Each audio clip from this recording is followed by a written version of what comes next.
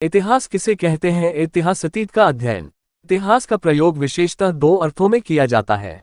एक है प्राचीन अथवा विगत काल की घटनाएं और दूसरा उन घटनाओं के विषय में धारणा। इतिहास शब्द इतिहास अस धातु लिट लकार अन्य पुरुष तथा एक वचन का तात्पर्य है, यह निश्चित था।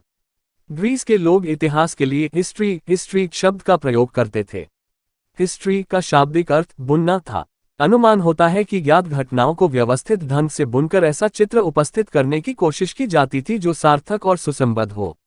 इस प्रकार इतिहास शब्द का अर्थ है परंपरा से प्राप्त उपाख्यान समूह, जैसे कि लोक कथाएं, जैसे कि महाभारत या ऐतिहासिक साक्ष्य। एक इतिहास के अंतर्गत हम जिस विषय का अध्ययन करते हैं उसमें अब तक घटित घटनाओं या उससे संबंध रखने वाली घटनाओं का कालक्रमानुसार वर्णन होता है। दूसरे शब्दों में मानव की विशिष्ट घटनाओं का नाम ही इतिहास है। 3 या फिर प्राचीनता से नवीनता की ओर आने वाली मानव जाति से संबंधित घटनाओं का वर्णन इतिहास है। 4 इन घटनाओं व ऐतिहासिक साक्ष्यों को तथ्य के आधार पर प्रमाणित किया जाता है। आमतौर पर यह समझा जाता है कि इतिहास की परंपरा सूत व चारण परंपरा से विकसित हुई, जिनके स्तुति काव्य स्वाभाविक रूप से राजाओं और उनके पूर्वजों के वीरता के कृत्यों, विजय और धार्मिकता की कहानियों पर केंद्रित था। इस तरह के पाठ और बाद में शिलालेख और साहित्यिक रचनाएं सम्राट की महानता और अक्सर उसके दिव्य वंश की पुष्टि करने का काम करते। यह है एक शैली है जिसमें अतिशयोक्ति को किसी भी प्रकार से दोष नहीं माना जाता। परिणामस्वरूप रघुवंश और भरत वंश के राजवंशों की यशकाव्य की यह रचनाएं हैं एकत्रित होकर अंततः रामायण और महाभारत के स्मारकीय इतिहास काव्यों में विकसित हुई।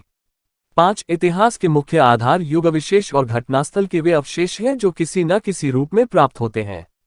जीवन की बहुमुखी व्यापकता के कारण स्वल्प सामग्री के सहारे विगत युग अथवा समाज का चित्र निर्माण करना असाध्य है। सामग्री जितनी ही अधिक होती जाती है उसी अनुपात से बीते युग तथा समाज की रूपरेखा प्रस्तुत करना साध्य होता जाता है। पर्याप्त साधनों के होते हुए भी यह नहीं कहा जा सकता कि कल्पना मिश्रित चित्र निश्चित रूप से शुद्ध या सत्य ही होगा। इसलिए उपयुक्त कमी का ध्यान रखकर कुछ विद्वान कहते हैं कि इतिहास की संपूर्णता असाध्य सी है। फिर भी यदि हमारा अनुभव और ज्ञान प्रचुर हो, ऐतिहासिक सामग्री की जांच पड़ताल को हमारी कला तर्क प्रतिष्ठित हो तथा कल्पना संयत और विकसित हो तो अतीत का हमारा चित्र अधिक मानवीय और प्रामाणिक हो सकता है।